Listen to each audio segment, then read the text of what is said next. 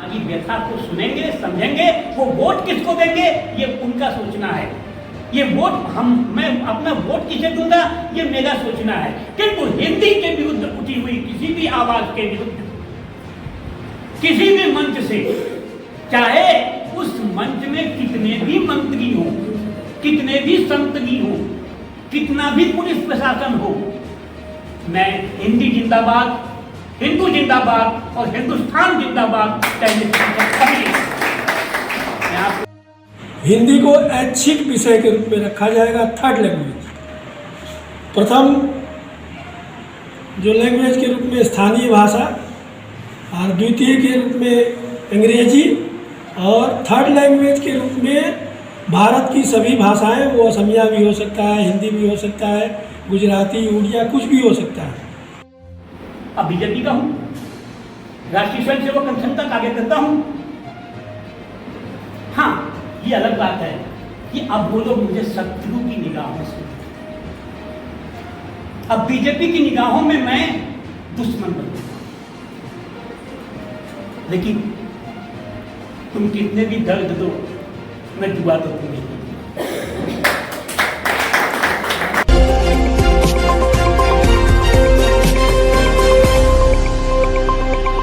নমস্কার, north east নিউজে আপনাদের স্বাগত জানাই। আমি মাম্পি চৌধুরী। 21টি সংগঠনের প্রতিনিধিদের উপস্থিতিতে শিলচরের প্রবীণ সমাজকর্মী ও বিজেপি নেতা অবধেশ কুমার সিং এর সভাপতিত্বে আয়োজিত হিন্দিভাষী ও চা জনগোষ্ঠী সংগঠনগুলির একটি সভায় রাজভাষা হিন্দি যৌথ সুরক্ষা সমিতি অসম গঠন করা হয়। জ্যোতিষী পণ্ডিত আনন্দ শাস্ত্রীকে সর্বসম্মতিক্রমে কমিটির প্রধান আহ্বায়ক নির্বাচিত করা হয়।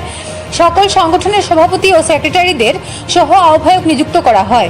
সভায় সর্বসম্মতিক্রমে গৃহীত একটি প্রস্তাবে অসম সরকারের মন্ত্রী পীযূষ হাজারিকার সাংবাদিক ও সমাজকর্মী দিলীপ কুমারকে হুমকি দেওয়ার বিরুদ্ধে একটি নিন্দা প্রস্তাব পাশ করা হয়।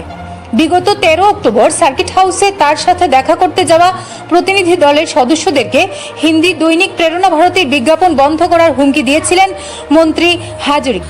দ্বিতীয় প্রস্তাবে অসম সরকারের উচ্চ প্রাথমিক বিদ্যালয়ে হিন্দি বিষয় পড়ানো বন্ধ করা ও হিন্দি শিক্ষকের পদ বিলুপ্ত করার সিদ্ধান্তের বিরুদ্ধে অসমের মুখ্যমন্ত্রী, ভারতের প্রধানমন্ত্রী এবং সরকারি ভাষা হিন্দি সম্পর্কিত সমস্ত সংস্থার কাছে স্মারকলিপি পাঠানোর সিদ্ধান্ত নেওয়া হয়।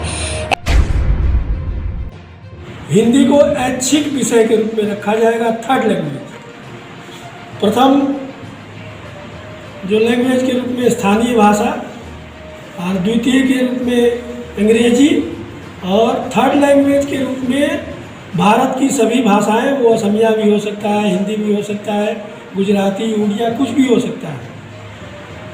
तो और इसी के साथ जो हिंदी शिक्षकों का पद है उसको भी विलुप्त कर दिया जाएगा। आज़ादी के बाद से हमारे देश में हम लोग बात बड़ा घाटी असम की कर रहे हैं, तो असम में कक्षा 6, 7, 8 में हिंदी पढ़ाई जाती रही है। हमको उम्मीद है कि यहाँ जितने लोग भी जो यहाँ पढ़े हैं सबने 6, 7, 8 में पढ़ा होगा हिंदी। এতে অন্যান্য উপস্থিত কর্মীদের মধ্যে ছিলেন হিন্দিভাষী ও চা জনসমুদায় মঞ্চের সাধারণ সম্পাদক কাঞ্চন সিং, রাজীব কুমার রায়, নুনিয়া সমাজের সুভাষ চৌহান, ভারতীয় চা মজদুর সংঘের হরিনারায়ণ বর্মা, চা যুব কল্যাণ কমিটির সভাপতি লালন প্রসাদ গোয়ালা, মারোয়ারি সম্প্রদায়ের পক্ষে বংশীলাল ভাটি, সানওয়ারমল কাবড়া, সাংবাদিক যোগেশ দুবে, দিলীপ সিং, শিবকুমার, রিতেশ নুনিয়া, ব্রাহ্মণ সম্প্রদায়ের আনন্দ প্রসাদ দ্বিবেদী, অগ্রহারী সম্প্রদায়ের রত্নেশ কুমার অগ্রহারী, রাজেন লালা প্রমুখ। নর্থ ইস্ট নিউজের প্রতিনিধি অমল ঋষির প্রতিবেদন। अब बीजेपी का हूं, राष्ट्रीय स्वयं सेवक संगठन तक आगे करता हूं। हाँ, ये अलग बात है कि अब वो लोग मुझे शत्रु की निगाहों से, अब बीजेपी की निगाहों में मैं दुश्मन बन गया। लेकिन तुम कितने भी दर्द दो, मैं दुआ तो तुम्हें। मैं जानता हूं कि हमारे यशस्वी मुख्यमंत्री जी दिग्भ्रमित हैं। मैं इस मंच से स्पष्ट रूप से कहना चाहता हूं, ठीक है, मेरी आयु अब 75वें वर्ष की आयु में पहुंचने के बाद मैं अपने आप को संपाती कह सकता हूं,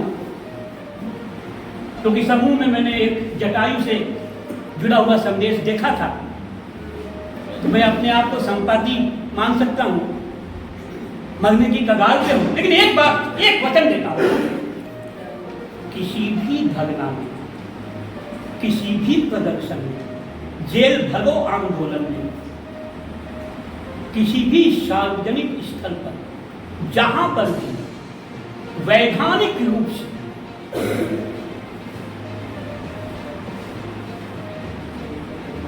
हिंदुस्तान का विरोध न होते हुए हिंदी का समर्थन होगा, वहां मैं आपके सबसे सामने रहूंगा। यदि गोलियां चलेंगी तो पहली गोली मैं खाने के लिए, मैं पीछे नहीं हूं। यदि भाषा सहित हमारे बांग्ला भाषी हो सकते हैं, और यदि कभी गोली चली और उस प्रदर्शन में मैं रहा, तो भाषा सहित में मेरा नाम आएगा, सबसे पहला मेरा नाम आएगा। मैं आपको लिख कर देने को करूं और आशा करता हूं कि बरात उपत्यका की वामपंथी, कांग्रेस, आम आदमी पार्टी, भारतीय जनता पार्टी, जितने भी राजनीतिक संगठन हैं,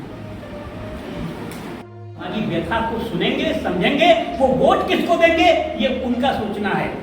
ये वोट मैं अपना वोट किसे दूंगा ये मेरा सोचना है। किंतु हिंदी के विरुद्ध उठी हुई किसी भी आवाज के विरुद्ध, किसी भी मंच से, चाहे उस मंच में कितने भी मंत्री हो, कितने भी संतरी हो, कितना भी पुलिस प्रशासन हो, मैं हिंदी जिंदाबाद, हिंदू जिंदाबाद और हिंदुस्तान जिंदाबाद कहने से कभी मैं आपको याद दिलाना चाहता हूं, दिनांक 1 अक्टूबर आप सभी ने हिंदी समापन समारोह में एक प्रतिज्ञा दी थी।